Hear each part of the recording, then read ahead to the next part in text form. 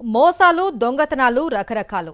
అకౌంట్లలో ఉన్న డబ్బును మాయం చేయడం ఒక రకం దోపిడీ. విశాఖలో ఇప్పుడు కొత్త రకం మోసం దోపిడీ వ్యవహారాలు వెలుగులోకి వస్తున్నాయి. హనీ ట్రాప్ ద్వారా నమ్మించి నిలువున ముంచెత్తుతున్నారు. నిలువు దోపిడీ చేస్తున్నారు. మహిళలను అడ్డు పెట్టుకుని సాగిస్తున్న ఈ నయా దందా వింటే కంగు తినాల్సిందే. ఇంతకీ ఏం జరిగిందో చూద్దాం.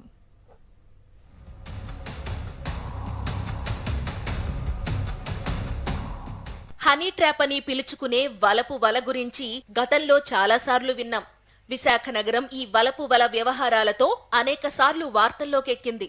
తాజాగా ఓ కిలేడీని తమ గ్రూప్లో చేర్చుకుని కొందరు ఘరానా మోసగాళ్లు అమాయకుల్ని కాదు వల విసిరి అందులో చిక్కిన వారిని నిలువు దోపిడీ చేస్తున్నారు. ఈ హనీ ట్రాప్ ను విశాఖ పోలీసులు ఛేదించారు. వలపు వల విసిరిన గ్యాంగ్ కు పోలీసు వల వేసి పట్టుకున్నారు.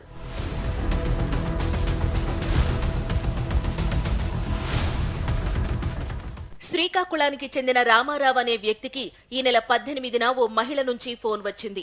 తీయని మాటలతో రామారావుకు వలవేసింది. గుర్తు తెలియని మహిళ తీయని మాటలకు కరిగిపోయాడు రామారావు.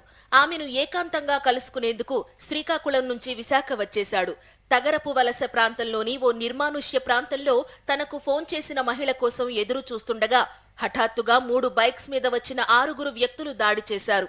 రామారావు వద్ద ఉన్న 49,000 రూపాయల నగదు, అతని బ్యాంకు ఖాతాలో ఉన్న నగదును కూడా బదిలీ చేయించుకుని వచ్చినంత వేగంగా అక్కడి నుంచి పరారయ్యారు.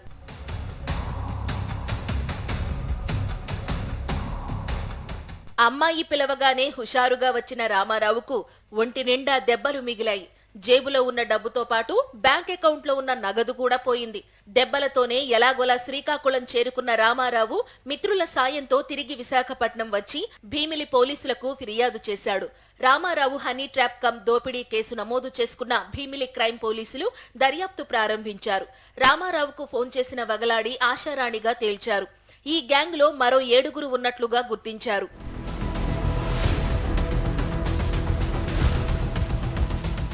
వలపు వల విసిరిన వగలాడితో కలిపి మొత్తం 8 మంది కోసం వేట మొదలు పెట్టగా ఇప్పటికి 6 దొరికారు.